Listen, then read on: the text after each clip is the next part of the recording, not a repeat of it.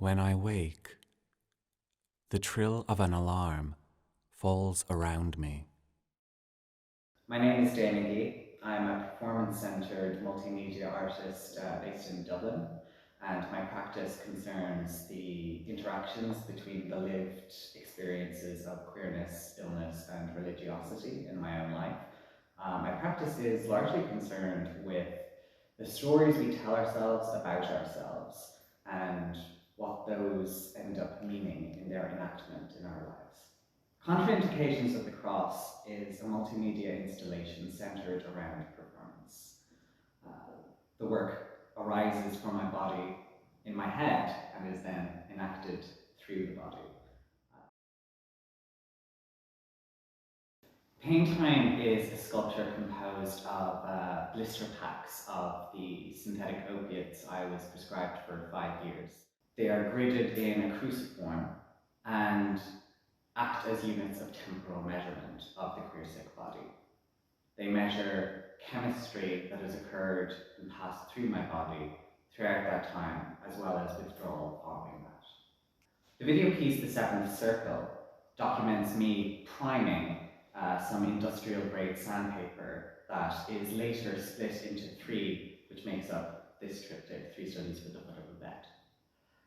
In priming sandpaper, I shed, through running back and forth across this sandpaper, I shed dead skin cells as well as blood that is then intermingled with the grain of the canvas, onto which I then paint.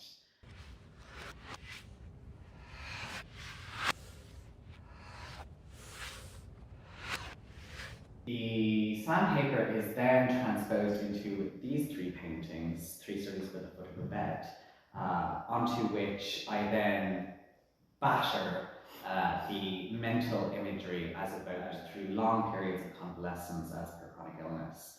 I was diagnosed with chronic migraine and at a later point fibromyalgia. These paintings explore the long durations of time spent alone, isolated in a dark room. So the performance Bedtime is an interaction with a soundscape that I recorded for the show called A World Without Chloroform, which refers to C.S. Lewis's book, The Problem of Pain, in which he tries to make a theological argument for the existence of God in a world where pain occurs. And then in the performance, I am physically present while listening to my own past recorded self, relaying my own self-mythology back to me in a sort of feedback loop. I sent an email that night to a euthanasia clinic in Switzerland, planning for futures unspoken but altogether possible. In any eventuality, I was changed. For a large duration of the performance, I end up fairly still, but I am also wrapped in dozens of cable ties, which also mimic some of the physical experiences of migraine on the body. Then, towards the end of the performance, I cut myself free from these cable ties, and I then walk out barefoot onto the holy ground of this raw length of sandpaper, which I then prime similarly to the video version. And I then, on top of that, with chalk, inscribe 3 words, sin body tree, which refers to 1 Peter chapter 2, verse 24 in the Bible. He himself bore our sins in his body on the tree. The word tree being interchangeable with the word cross.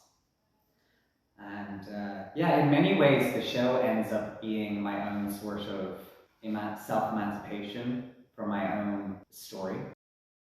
In a moment I bloom, crumple, and sag, and then it is the next moment. In participating in the artist-initiated project with Pallas Projects, I've been blown away by the support.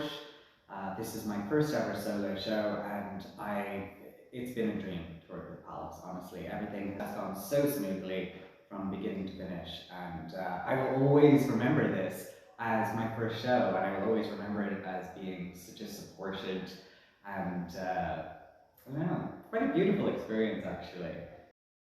I contemplated the night itself from the vast and intimate distance from shadow to shadow, from sickness to health, and body to the mind.